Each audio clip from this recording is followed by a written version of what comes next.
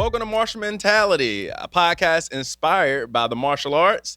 Today I have with me Mr. Michael Walkup and Mr. Trevor Taylor. I want to just encourage all of you to like, share, and subscribe on YouTube at the Northern Shaolin School of Kung Fu. And I want to tell you a little bit about ourselves. So I'll start off with myself. My name is Delmar Miner. I am the head instructor in Sifu here at the Northern Shaolin School of Kung Fu in beautiful Rock Hill, South Carolina. You can find us online at the Northern Shaolin School of Kung Fu at Facebook, Instagram, and also YouTube. Michael? My name is Michael Walkup. I'm from Rock Hill. I'm a student at Winthrop, and I'm also a student here at the Northern Shaolin School of Kung Fu. And I also am taught Ishiru Karate at Winthrop by yours truly right here.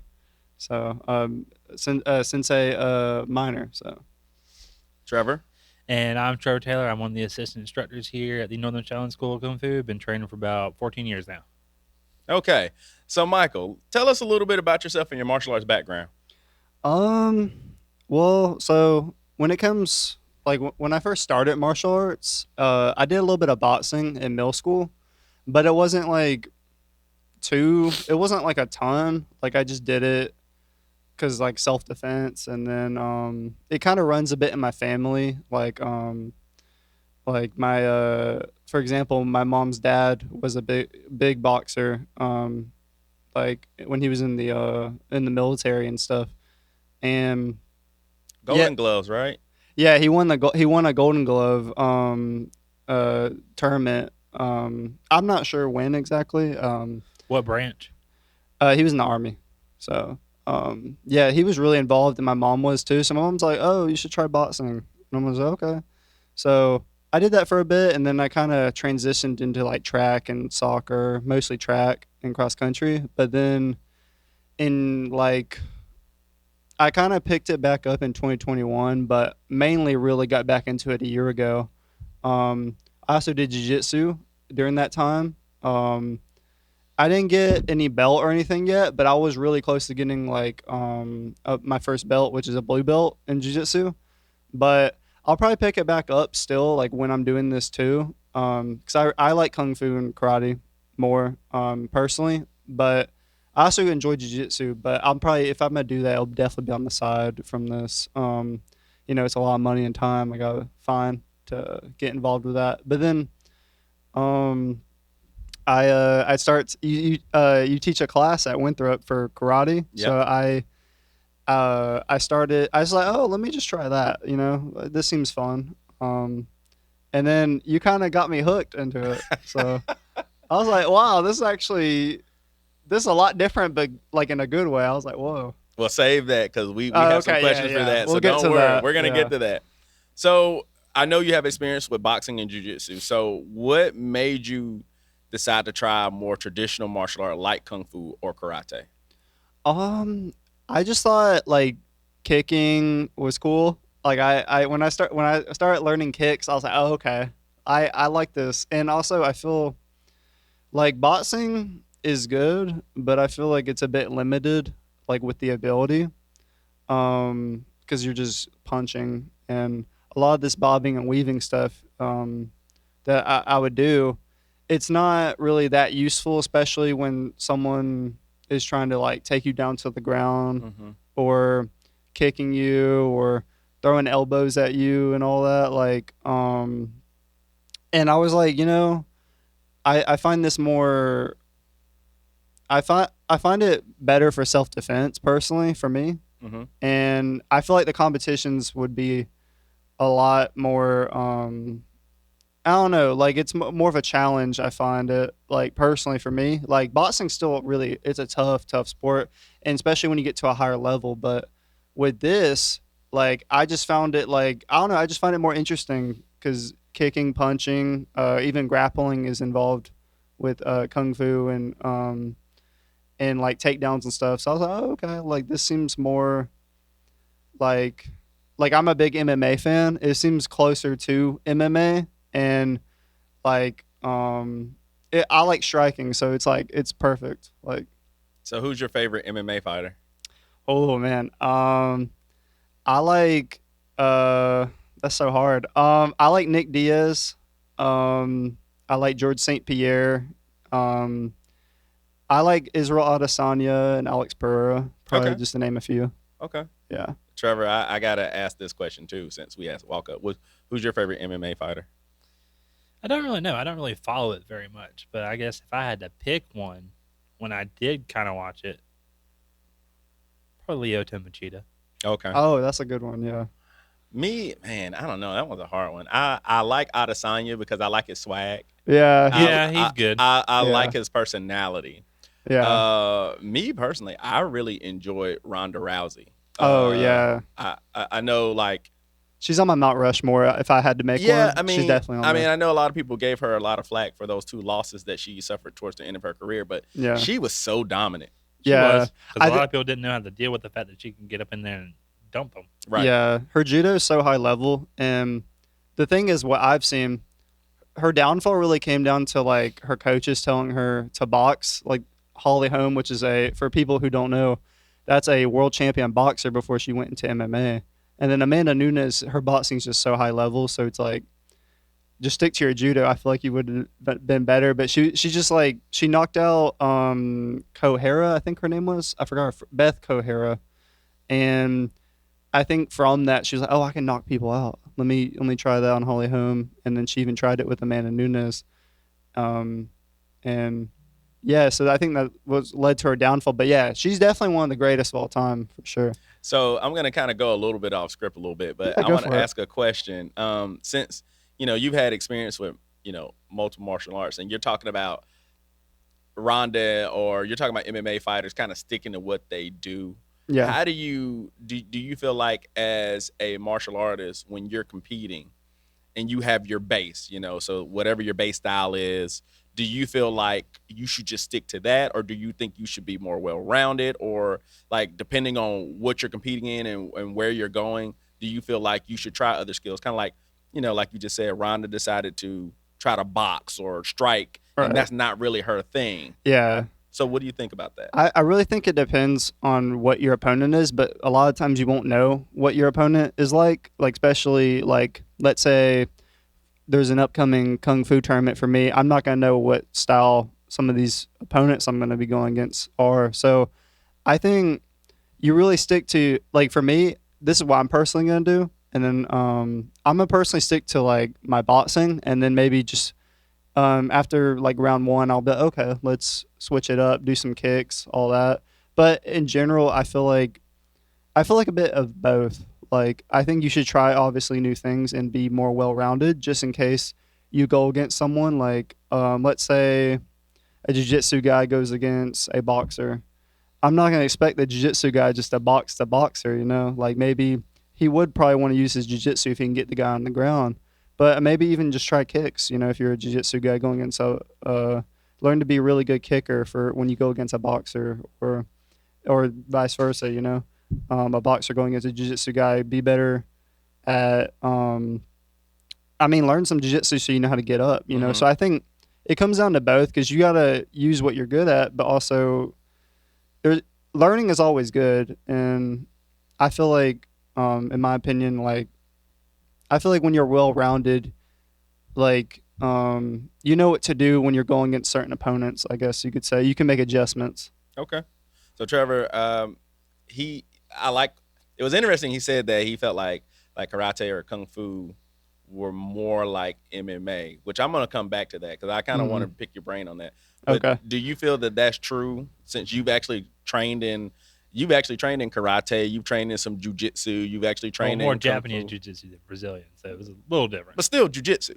You still, it's more traditional jujitsu, maybe not Brazilian, but still, like, you've done it. So, what do you think? Do you think that kung fu is more like MMA, or the traditional arts are more like a mixed martial art, or is it how they're taught? I feel like, yeah, it's a little bit of how it's taught, and maybe what in the style, like what does it all encompass? Good. I think you always look, any good martial art teaches you, what is it? And I'm going to use Chinese because I can't think of all four, but Da Ti Na Shui. Could you explain what that is for those who Da don't know? means to hit or punch. Ti means to kick. Na means to seize, so like joint lock stuff like that, and Shuai or Swai, however you want to pronounce that, it means to throw. And I believe any martial art, and it doesn't just be specifically kung fu or anything, any martial art, in order for it to be well rounded, in my opinion, it needs to encompass all those Okay.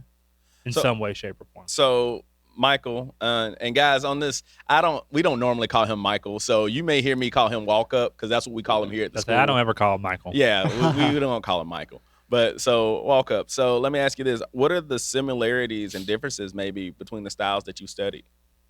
Man, that's a good question. Between boxing and jiu-jitsu, in a way? Jiu-jitsu, karate, kung fu, because I mean Oh, okay. you've done a lot now. Oh yeah, so like it's so what I've seen in kung fu, it's there's a bit of boxing in, I guess you would say, some kind of jiu-jitsu with like some kind of like takedowns. Like for me, when I did jiu-jitsu, we personally didn't do too much on the takedown stuff, Mm-hmm. but now but falling on a mat, you gotta know how to fall right. That's something.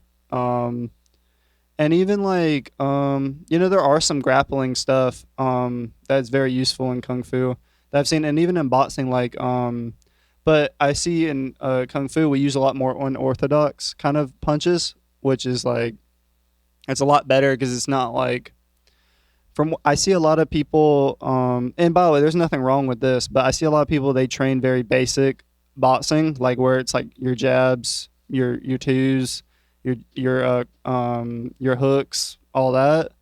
But I've seen like we've done more like back fists. You probably name more stuff. There's a lot more unorthodox punches that I've learned. Overhands. Yeah. Punches coming from different Yeah, we're angles. teaching Yeah, you to different punch at angles, different yeah. angles, things like that. We're We- using different sides of the fists. Yeah, different palms. Yeah, different Yeah, parts like of the hand. and I've seen like even in boxing they do like stuff from different directions, but I don't see like back fists and all that as much. Like I mean I don't like I know the rule set's a lot different too, but like I just find it more, I don't know. It is a lot more like MMA, I would say, because like you can do like spinning techniques in MMA, and yeah, it's just there's a lot of things that are very similar in kicking, punching. Okay. So Trevor, I know, like I said, you've done multiple styles. What are some of the similarities and differences in some of the martial arts that you've studied? I think some of it has to deal with kind of like where it's coming from. You see, like with like a lot of like some of like the northern arts we've done, Mm-hmm. long stances because they're out in plains, courtyards, and then you see stuff like karate, other shorthand styles, and they're all very short. A lot of the strikes are very quick, Mm-hmm. very guards kept in close, and it's because a lot of times you would find those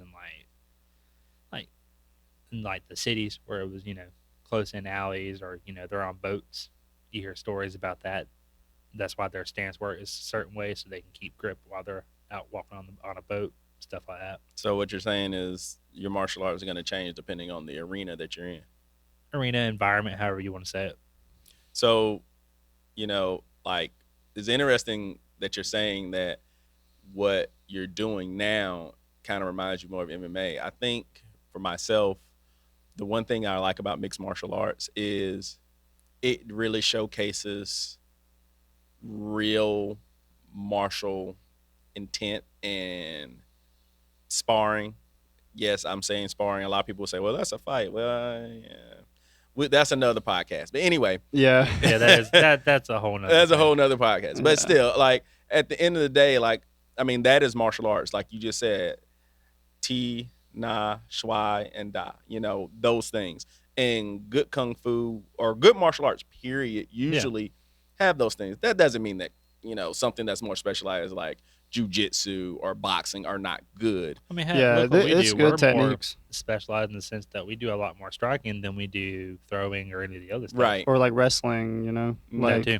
yeah, like everything has its purpose. Like when I say that, I'm not putting down boxing or jiu-jitsu. There's always a purpose to all these martial arts, but the thing is about mixed martial arts, it shows like it's more realistic what you're saying. Mm-hmm. Yeah, it shows more. It's probably the realest you'll get to a real life fight. Yeah, is like I would say MMA. so. Yeah. Yeah. I would say so. If two people were in a fighting scenario, that's gonna look pretty similar. Yeah, you know. Yeah. I mean, so I would definitely say, and so for me personally, you know, I'm really big about self protection, and of course we compete because we talked about tournaments, and we're gonna talk later about a tournament that you did recently. But I mean, I think that's the way you should train. So you should be able to first be able to defend yourself, protect your family, whatever that is. And then obviously martial arts doesn't just give you a catch all, but it's kind of like hedging your bet. It's better to be trained than not trained.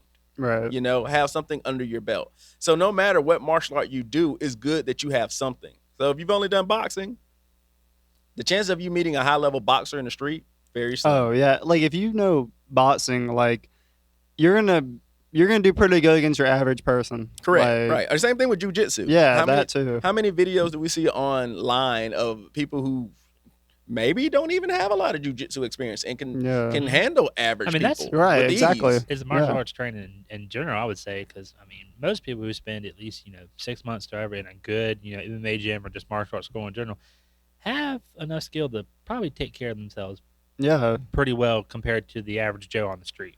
No, I mean I agree. And so at the end of the day, having trained something Right. is better than nothing. Yeah. So Mike, let me ask you one more question. You said that you got hooked on karate and kung fu and things like that. Well, tell me how that happened. What did you experience that made you say, "Hey, I like doing these. Let me try this style." Well, this is actually pretty funny. Well, there was multiple reasons, but there was one main one. So when I was doing in the class, right, I was like, I'll be honest. Like I was like, oh, like I think karate gets a bad rep in America, or at least from what I've seen. So I was like, oh, this is probably not anything really. Like I could handle these guys. Like, so I was sparring like one of your upper belts. His name's Thomas, and he got me good with some kicks and some like unorthodox like strikes and stuff. I was like, what is going on? Like, so, and also I sparred you as well. And you're doing like, what I remember what, you're doing like hook kicks. That's what it was. Yeah. You're doing a lot of hook kicks. I was like, man, like you were basically tearing down basically my defense, like in boxing. I was just like, for a lot of people who don't know, hook kicks, they basically, well, you could describe it probably better. I mean, a hook kick is good for getting around a guard. Sometimes you don't see a lot of people use them in MMA, but they're starting to become more popular. Yeah. You have fighters like Wonder Boy. He's used hook kicks. And Yeah, Johnny Walker. There's another girl. I don't know her name. I just looked at her video last night. I should have got her name, but she's wicked with them, man. And you're starting to see techniques like that kind of seep into MMA competition and more full contact competitions, even though a lot of times you'll usually see that technique more in like a point sparring type of situation. So, but continue. Sorry, we didn't mean Yeah. I mean, you're getting me with a lot of hook kicks, and it's like I was like, oh, I knew you were gonna do it, but you still like were getting me with them. Like when I was like going in for like, let's say I was trying to like bait you with a jab or whatever, or trying to do like a feint of some sort, like. You're still getting me. Like, that's just one of the moves you were using that were really like that. I remember for the most part because I kept getting hit in the head. And we were using headgear, so it's all good. Yeah, we do practice safety. Yeah, always practice safety. Thing. Yeah, safety is a big thing. Yeah, so from that, and then like I was like, okay, I gotta learn kicks because punching is good, but why limit yourself, right? Yeah, so that's true. I was like, let's do this. So I did it for a few months, and then I joined your kung fu school in June, and I haven't looked back since. So I've been enjoying it. Was it June? Yeah, it was June. Yeah, he came in June. Early June. I was thinking May.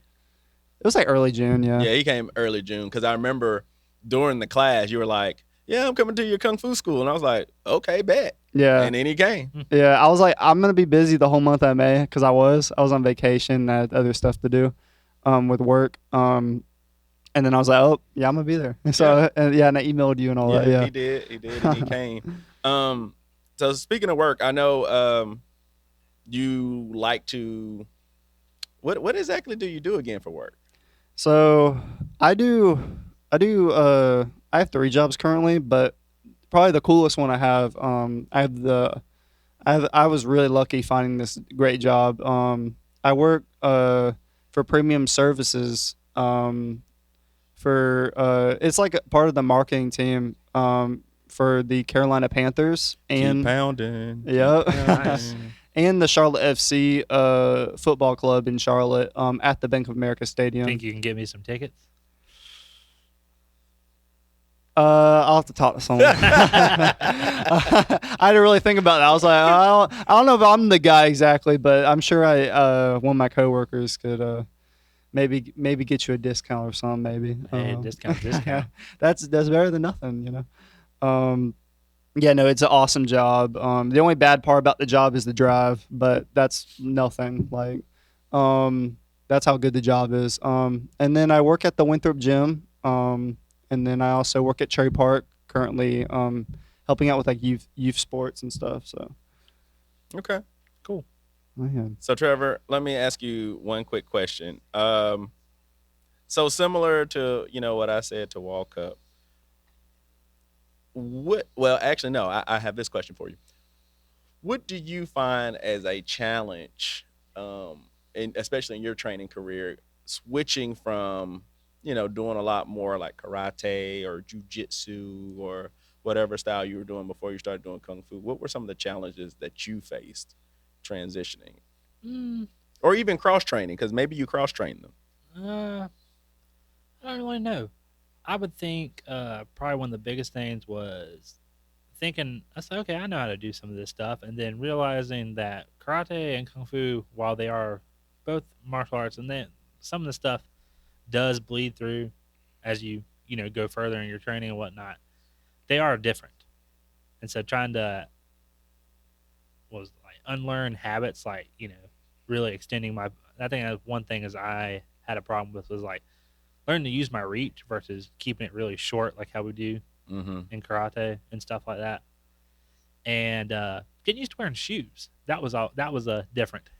I think I know Michael's had this experience recently because you just recently got a gi, and so wearing a gi is different That for too. you. I miss Yeah. hearing the snap.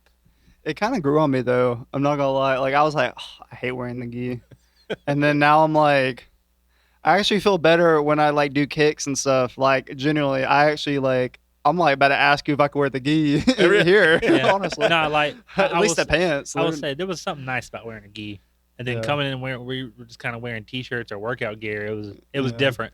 I think the thing about the gi though, man, is you can hear it. Yeah. Yeah, It's different. that Like snap. when you hear it, I don't know. It kind of gives you some feedback. Like I kind of think I did that right. Right. You know. Yeah. And I don't know. I've seen people who can literally make a gi sing. Like a good gi snap is just. I don't know. It's music to my ears, man. Yeah. It really is. It really is. So I think that's one thing that I think Kung Fu has really cool and elaborate uniforms. There's so many different varieties. Mm-hmm. And I mean, there's a lot of karate gi, but like a gi can be just very simple. And it's just, I don't know. I guess it can be a little bit more militant in wearing it because when you go to class, pretty much everybody's wearing one and they have their belts on the same way and they have the same patches. And when you come into a kung fu school, we're a little bit more lax. It's a t-shirt and Yeah, I was Kung Fu like, pants and that's one thing that I didn't expect. shorts. Like, I was like I mean, it's cool. I like that, but like I wasn't expecting. I was like, so do I need to buy like a gi or something? And they're like, no. I was like, oh, this is laid back. What? Yeah, I mean, I think the training style and the training. I mean, you can go to a kung fu school that is a lot more structured in how they wear things. Like Yeah, you everybody's got to can. wear this, everybody's got. But Your second teacher was very like that. yeah, he. Like they wore like the full on uniform and Yeah. all that. But my first teacher was very lax about you wear whatever you want, unless we were doing like a performance or we were going to a tournament, then we would have to like dress up, Right. I, almost like the military dress blues. I mean, I think that also kind of comes from both their backgrounds. I mean, Keone trained and lived in China, where I mean they were out in on basically like a dirt patio in the middle of the river. Hmm. And then you come from your second teacher, Van Winkle. He came from a Kempo background before he went to Kung Fu. Yeah. So very military, militaristic and whatnot, in the way Right. they ran things. Yeah, very, very, very, very much more structured. So, but anyway, guys, so we're going to take a quick commercial break and we'll be right back. Hey guys, we got to pay the bills. So I want to just plug this school. I mean, this school is really, really dear to my heart. I actually visit them quite a bit. It's the Lohan School of Shaolin in Las Vegas, Nevada. Trevor, you've been there. So what's your experience? Oh, it's an awesome place. The people there are great. They treat you like family. Sifu Roll Ba and Sifu Lance, they're keeping it alive and doing the thing out there. You got to visit the Lohan School in Las Vegas. And here you can find them at 4255 Spring Mountain Road, Las Vegas, Nevada, 89102. Classes are held at the center at Spring Mountain. And you can find them online at www.lvlohans.org. And you can find them on YouTube. They're on Instagram. They're on Facebook. And once again, the Lohan School of Shaolin. If you visit Vegas, go there, try a class, train with them. You won't be disappointed.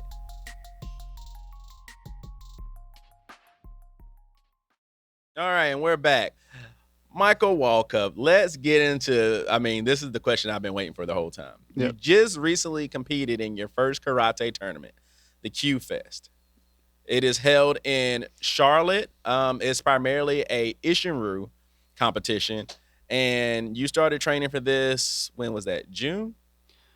Yeah, it was like end of June. End of June. Yeah. So tell us how your experience went. How did that go?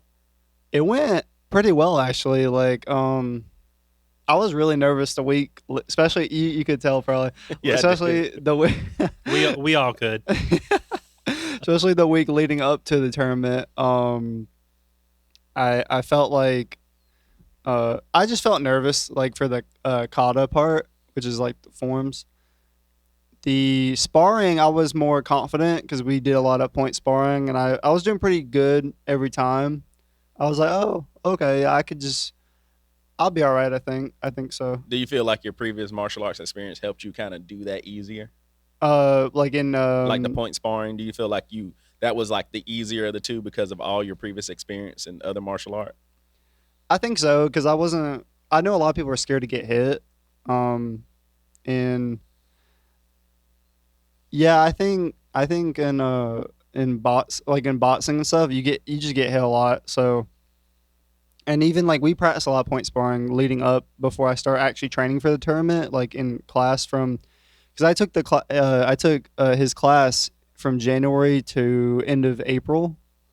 So we did a lot of point sparring throughout that time as well. Okay. So continue with the tournament. So you got to tell us how you did. You got to tell them how you placed. Your experiences. We want to hear the tea, bro. Did you feel like you prepared well enough for it? I think so. I think I prepared pretty well. I think I did the best I could do for the kata for sure. I placed fourth in the kata, and then I ended up winning the sparring. The sparring, in the finals, I kind of got a little bit. I got a little bit too cocky with like some of my kicks, so I was like trying to be more flashy. By the way, people are watching. If you compete, just try to win. Don't try to be flashy. Yeah. Yeah. Walkup almost lost. Yeah, I heard they at one point they're like, oh no. Yeah. We're sitting on the side over there, and it was so funny because one of the sensei was like, "No coaching," and I was like, "I'm not coaching. I promise." It was Thomas saying stuff, and that's what Thomas told me. He's like, Thomas was telling me stuff, and then they yelled at you. I was like, yeah, I got you. It was okay though, but it was a fun time watching you. So I don't know who had more fun. I don't know if it was you or if it was your teacher who had oh the most my fun. gosh, matched along with. I think he had the most fun He out of had the everyone. most Yeah. fun. So, guys, though you don't know Master Longwith is my karate instructor. He's someone we should have on the podcast at And some point. Oh, for yeah, sure. oh yeah, he would be a real cool guy. He's got some of the coolest stories. I love hearing his stories about how he's used his karate in real life situations. Anyway, but he was like, he looked like a kid in a candy store. He was so excited, and when you won the sparring, man, he was so happy, so happy. But with the kata, I know that was the harder of the two, and you had a big division. You had 8 people in your division. It was big. I mean, 4 out of 8. Yeah, That's pretty good. not bad, especially for the first time I've ever. Yeah. Like I've done boxing fights and stuff, but I've never done anything remotely close to doing kata, like where you're getting judged. And for a while, I was actually stage fright. That's another thing. Like I went from it was late June. Like I would literally be shivering or like shaking whenever people would watch me perform the kata. Like it was really, really rough. But I that's why I'm like, I'm not that upset like that I didn't win. I'm actually like, 4th is good. I'm happy with that because I went from being just stage fright to really being confident and doing my best. And I felt like there's nothing else I could have changed from my performance. Like, I mean, there's always room for improvement, obviously, but from that performance, I think I did the best I could. I mean, me personally, I was there coaching you and watching your progression. Yeah. And you went from like being really bad at that kata. Like it was, so the kata he performed was Seisan kata. So at one point, Walkup had trouble getting through this thing. And now is interested to see you helping your other classmates go, no, your foot's wrong. No, you need to extend more. Well, you need to use more hip. And I'm like, oh, you seen that? Yeah, last I did. week? I saw you You last don't week. think that he don't watch you in class? I don't know. Sensei Sifu was always watching. Always got eyes on you. But no, I think it's showing your growth, and it's been really a pleasure to watch you just grow as a young man and as a martial artist and stuff like that. And so, I guess I just want to tell you how proud I am of you, and I hope you continue to practice the martial arts because you have a lot of talent and you have a lot of gumption and you have a good energy about you. Oh yeah, thank you so much. No, that's really good. So, Trevor, have you ever done a karate tournament? No, around the time when I was still training with Matt Burrell, we were talking about doing one. I want to say maybe one that Master Lewis was putting on, or maybe the White Brothers or something, down in Lancaster or whatever. We had talked about going to one, but that was also around the time he had decided he was going to go to ministry school and all that, and never happened. But you've been to a karate tournament. Yes, I've been to one. I've competed in one with doing kung fu. So technically, even though you didn't, you have competed in a karate tournament, but we would consider that more of an open tournament. Right. And for those of you who don't know what an open tournament is, that's where any style can just compete. And you'll see everything you can think of. Yeah. So, and those are really interesting. Tell us about a time when you competed in an open tournament and how did that go for you? Well, I threw my spear out of the ring. That was fun. Trevor, please tell the story, guys. This story is hilarious. Yeah, what happened with that? So spear is one of my favorite weapons. I happen to think it's my weapon. When I compete with it, there's a certain move in our set where we call it the pull cue, and you toss it behind your head and launch it and catch it with the other hand. And I mean, you can attest to this. That's the money move. And that's Trevor's move. I man. always hit the money move. That's his move. And I have been using my own spear. Did not bring it with me that day because it couldn't fit in the car. Brought one of the schools, and I overshot this thing and shot it in like 2 rings over. Oh no! Trevor. And then I proceeded to scream obscenities to myself, but loud enough that people could hear. It was not my proudest moment. Please don't ever do that. You should not do that in a tournament. I should have held my composure, but I was very upset that day. He was. And I stomped over and picked up my spear and then proceeded to restart. And yeah, just don't do what I did. Trevor's in the middle of the ring and Trevor just yells, F. he didn't say that, but you get what I'm saying. And he was so upset. He picked it up and he finished. And you did a good job, but I mean, we can laugh about it now. We can laugh about it now, but at that moment, I At was that like, moment, he was mad. Boy, you were mad. But it's okay. You learn from it. You learn from it. And then I did for Empty Hand, I did a praying mantis set. And Yeah. you could tell the judges did not know what they were looking at.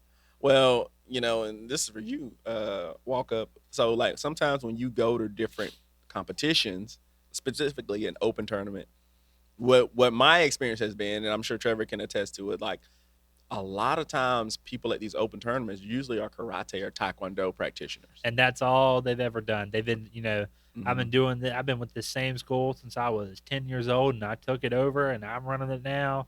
But they've never actually branched out and looked at maybe other things or cross-trained, etc. So then you kind of get a narrow-minded view when it comes to certain stuff. Right. So they may not understand how you're supposed to actually move when you're doing what you're doing, because they don't necessarily understand the skill set that goes behind it.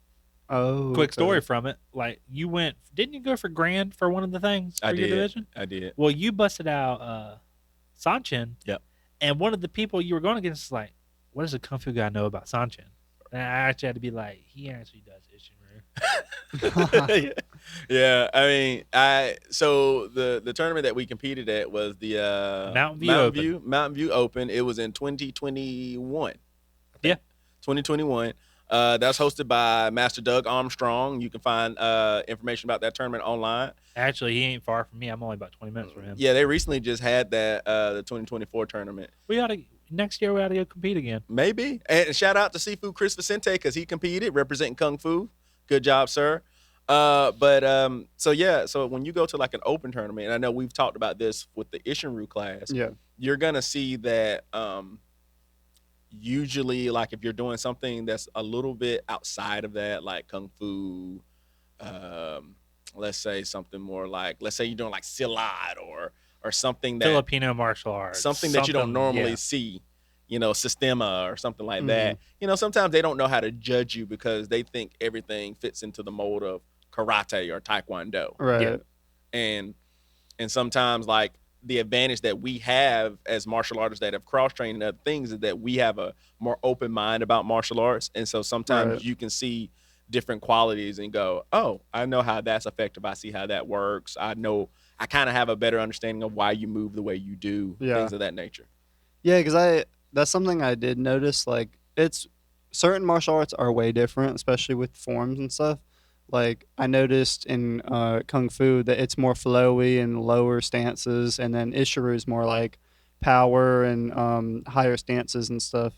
So it's like so different. Like, especially like if you're judging on one certain, I guess, like if you're looking more like for karate and you're judging someone doing Kung Fu, like, it's not really fair, I guess. So let me ask you this. Oh, question. It's about Q Fest, because I've never been. And this goes back to the other tournament too. Do y'all do a breaking portion like you see at some other tournaments, or no? No, we don't do breaking. But I mean, I'm sure there are Ishinryu tournaments where they do breaking. We just don't do it at the Q Fest. Right. And if anyone doesn't know what breaking is, we're talking about, like, stacking up bricks, wood pieces, and then breaking them. But now that would have been interesting. No. The breaking is oftentimes the most interesting part of these tournaments. If you want to see breaking, go to the Mountain View tournament. Oh, okay. Yeah, they do a breaking. There was one guy there. He was breaking baseball bats and concrete cinder blocks. Yeah. Like 3 or 4 baseball bats, like, tied together. You know, like in the Karate Kid 2 where they break the ice? Yeah. Think like that. Think like that, but, like, they literally set up an area of, like, different breaks that they'll do. Oh, wow. It's pretty cool. Didn't they have a car door, like, set up, and that's what they had to kick through to break the bricks on the other side? Yes, there's all kinds of stuff. That's a different level of conditioning. It is. It really is. For sure. It really is interesting.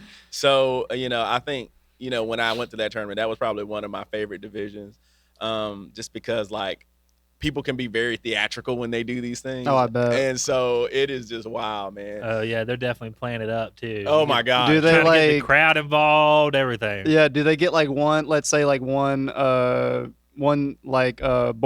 on the thing, and they're like, give me 2 more. Right, Or you know, something. sometimes I do, yeah. Didn't- Be like, give me another one. Yeah. Give me One another of Keep them, going. like, Yeah. didn't one of them do that with the bricks? There, he's like, nah, it's like more. Yeah. More. Yeah, he did.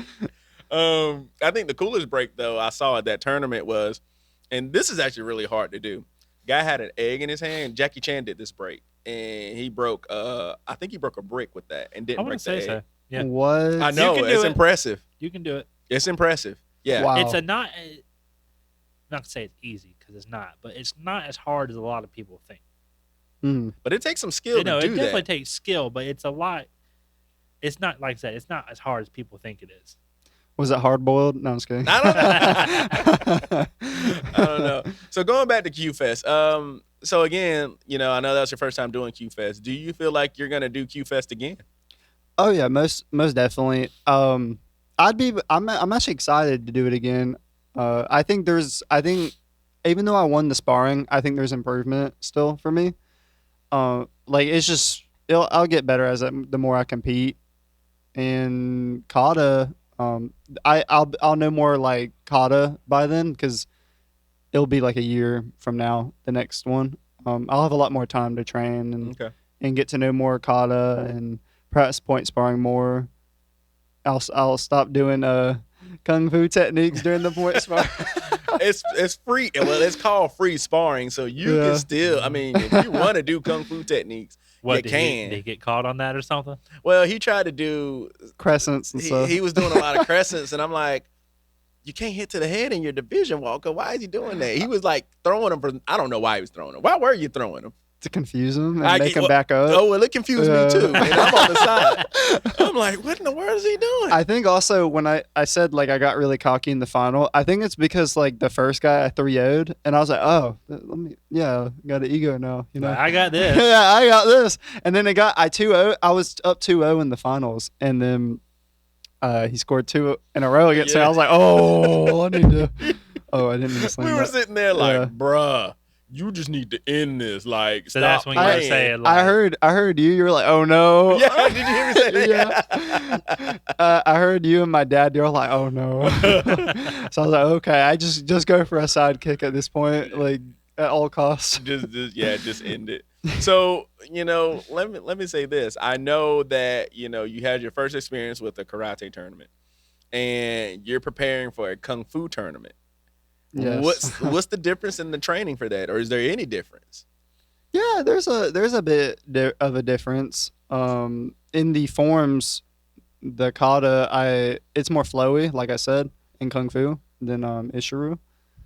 So I just gotta get back into like that style because for people who don't know, for me, I find training 2 different martial arts at once, especially that are like kung fu and karate, it could be difficult with the forms, you know, as you're learning, because one has to be lower and more flowy, and then ishiru's more power and it's higher stances. So you sometimes like mix it up when you're performing it. So I just got to get back into that groove. That's something I did today. I was just practicing my stances, getting lower. I was using the weighted vest.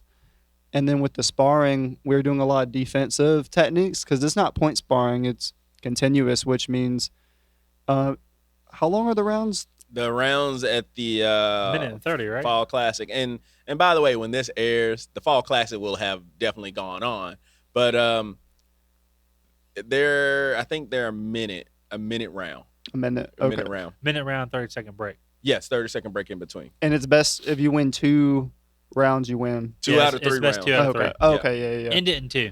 Yeah. That's I'm gonna go and the tell you, goal. End it in 2. That's the goal. Go ahead and be cocky if you want. No, I'm not gonna be cocky. I learned. Good thing I'm kind of glad I did the kung fu or the karate tournament, especially before a kung fu tournament like this, so I know what to expect. In the sparring, I plan to do more like punching and stuff because I was using my reach in the point sparring because I have long legs.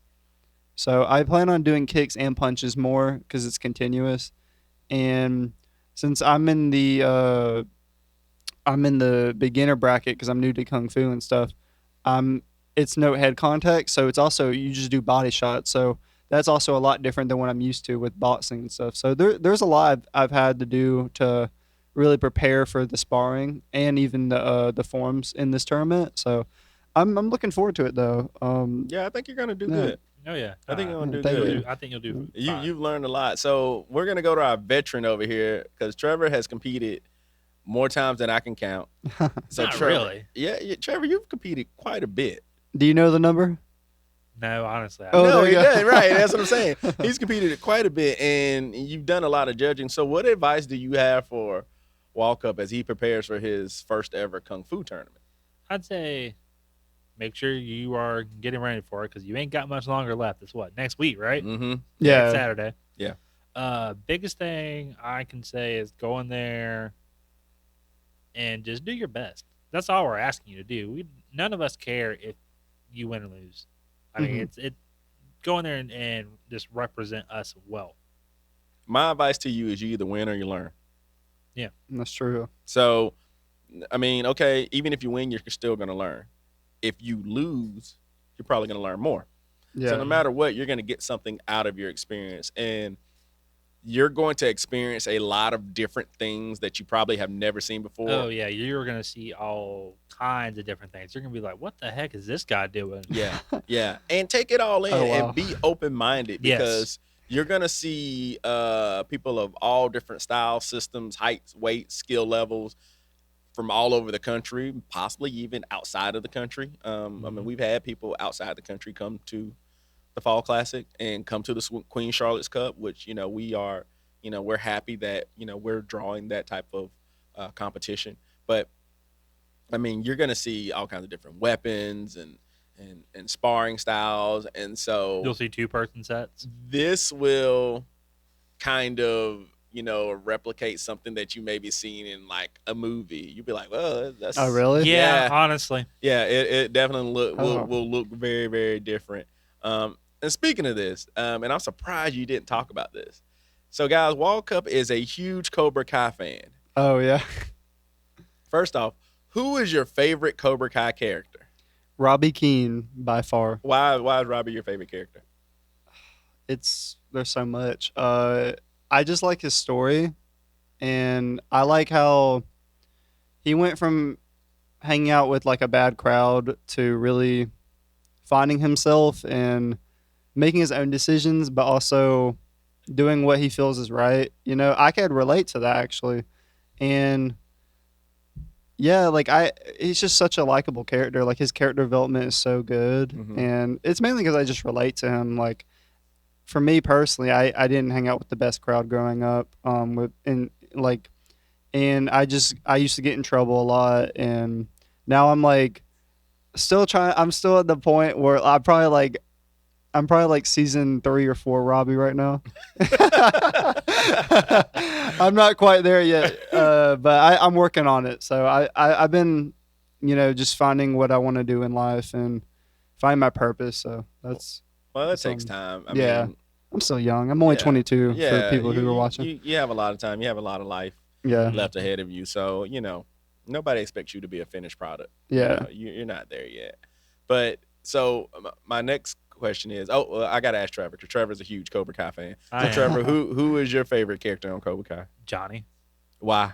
because it was cool to see his side of the story with everything. I mean, you go back to watch the Karate Kid movies. Daniel's the hero and whatnot. And you gotta, and that ain't always true for everyone.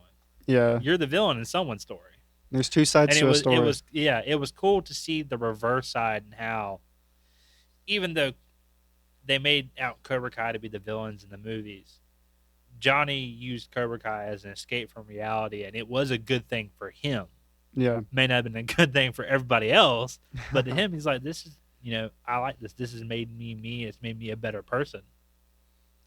Let me ask you this, Walkup, because this popped in my head, and I meant to ask you when we went to the tournament, but did the tournament kind of like remind you of the show in some respects? Yeah, I did Did actually. y'all have a group jogging around? Jogging around. Oh, Nothing no. like that. No, we didn't have anybody like that. But Cobra Kai wasn't there. But yeah, especially the kumite, which is the sparring. I noticed like a lot of from what I was seeing the upper belts spar and stuff before I was about to go because I'm wearing a yellow belt for people watching. Um, so I'm still new to this and all that, but I saw like the more advanced people fighting, and yeah, I was like, oh wow, like it's really similar to like the show and the movies and Yeah, stuff. it is. It Yeah, is. It's pretty cool. I mean, yeah, I like it a lot. the upper belts, I give them credit, at the Q Fest, man, because they bang pretty hard. Oh yeah, I saw a lot of people like they were getting like they had to like take a break for a sec because they got Yeah, hit too hard. yeah, yeah, yeah. And you Yeah. wouldn't think that in point scoring because it's only like you get hit once and then you get a point, but people get hit pretty good. Yeah, a lot of people give point sparring a bad rep, but like Yeah, we've been to tournaments where we've seen people get knocked out in point Yeah, sparring. and it's like yeah, you're at a tournament where that's going on. It's like I'd rather go do continuous. Yeah, I yeah. mean, look, here's the thing, about continuous sparring that sometimes that I like and prefer. If somebody's hitting you, okay, then I can just grab you and maybe try to take you down, or Yeah. I kind of have sometimes I have more options. With point sparring, you're very limited to what you can do sometimes, Oh yeah. and if somebody's an excellent striker, man, it's a bad day for you. Oh Not fun at yeah. all. It's a bad day. So, you know, do you feel like your experience with multiple martial arts gave you an edge in doing the karate tournament, or gives you an edge in doing tournaments in general? I don't think so. I think when you do like for me, I've done cross country track and then like I've done other sports. I've done boxing.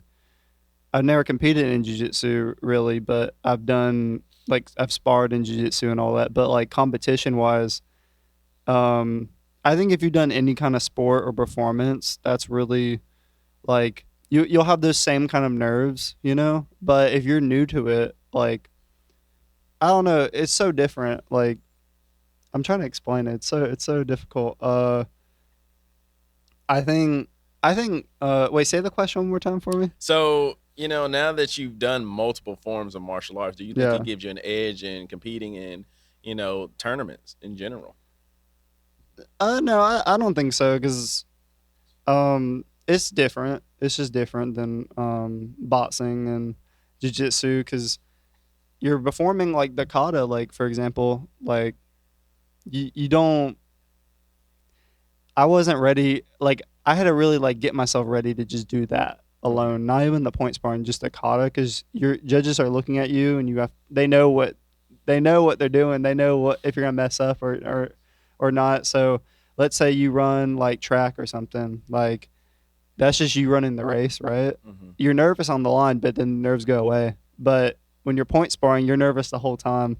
And I mean, there is some adrenaline, obviously, but even when you're doing the kata too, you're making sure you're doing the like you have to be accurate, like you have to do everything right, correctly, do your best, you know. Mhm. So in a way, probably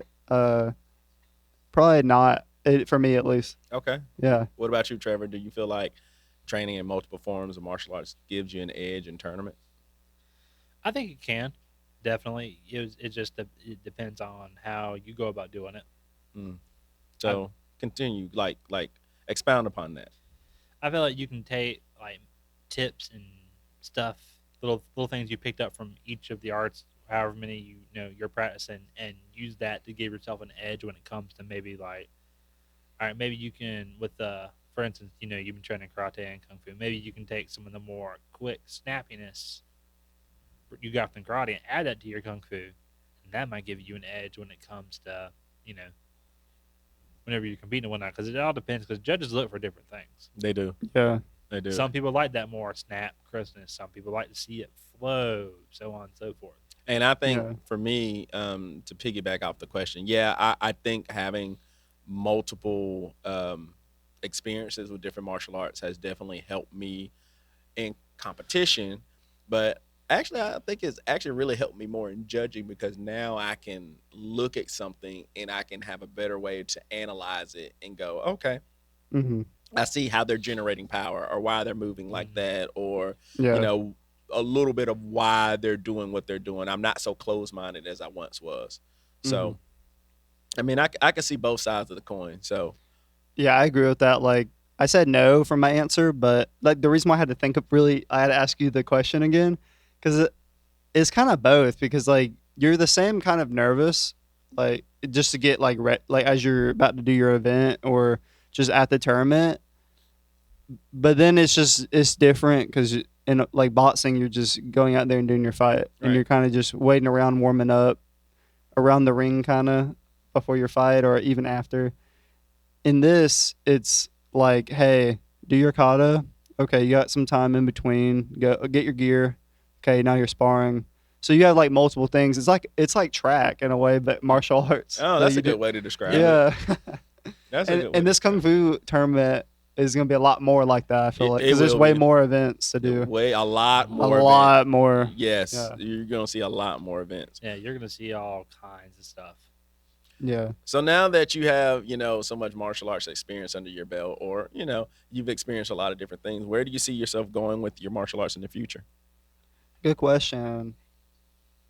I see myself just improving in kung fu and karate, and even like for myself, like there's still part of my heart for jiu-jitsu. I'm gonna do that on the side still, but kung fu and karate, I found like that's like my martial arts. Like for everyone that like does martial arts and they kind of explore around, I feel like everyone will find the one that fits them the most.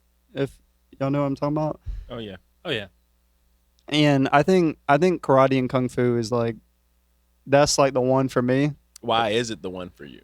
Or those? Why are those the ones for you?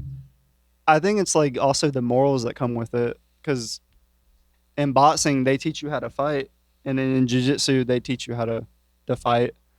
In this they teach you why you should fight. In karate and kung fu they teach you why and when, like for self-defense, and there's more of like a moral part to it. And also for here I find it more family, like more like a family for like my teammates and in both. And it's more of a community, and it's not like just me just improving and fighting, but it's also like me having friends. And yeah, oh my gosh, I've made so many friends just by doing karate and kung fu versus boxing and jiu-jitsu. Like I've made so many more friends. That's pretty cool. Yeah, I can say that.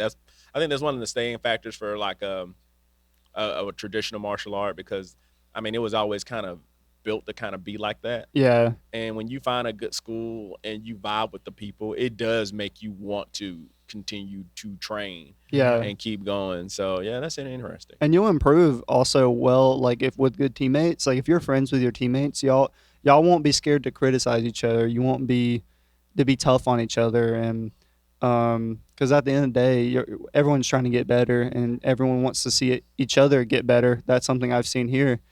Everyone wants to improve, and I want to see my teammates improve too. So I always jump to them and just say, hey, I think you should do this better, but definitely let me know as well of what I could work on as well. So that's something I also really like. And the sparring is like it's good, and we spar a lot, and it's not like you're getting hurt type sparring. Like, oh, we're hitting each other so hard. It's more like, hey, we're working on techniques to get better, so we're good when the tournament comes around. Gotcha. Trevor, you have any questions for Walkup before we wrap up? none, not that I can think of. Well, like I said, Mike Walkup, Robbie King, Yeah. Cobra Kai, whatever we're gonna call you. Listen, like I said, man, we're really proud of you. You've done an excellent job. Keep working hard, man. And I promise you, like, I'm excited to see where you're gonna be next year, because you should be, in karate at least, an orange belt. Yeah. You should be an orange, possibly a green. Green will be the goal. Yeah, possibly green, Yeah. depending. But and then definitely in kung fu, he'll probably be he'll probably be an orange Yellow. too. Yellow, orange, yeah. You'll be an orange in both, basically. Okay. Yeah, that'll be your color. 2025, orange is your color. So man, we want to thank you again. Thank you for coming on. Trevor, thank you for being here. We appreciate you guys. And once again, like, share, and subscribe. We're on Facebook. We're on Instagram. Eventually, we're gonna probably get a TikTok, and this guy's gonna run it because he used to have a a TikTok, but you Yeah. know, we'll talk about that later. And just being random, how many followers did you have again? Was it what you said, 25,000? Yeah, I was trying to remember. I used to do like MMA edits of UFC fighters and stuff, and boxing edits. Nothing with me in the frame. I used to like just make edits and stuff. Yeah, it was like 25,000. Yeah, so we're gonna take advantage of that. Yeah, Walkup. So- That's when I had a lot. That's when I had a lot of time on my hands too. But I'll make time. I'll make You time. in college, you got plenty of time. So again, yeah, like, share, subscribe. We're on Facebook, we're on Instagram, we're on YouTube. And once again, this is Seafood Delmar, Michael Walkup, Trevor Taylor from beautiful Rock Hill, South Carolina at the Northern Shaolin School of Kung Fu, signing out. Take care.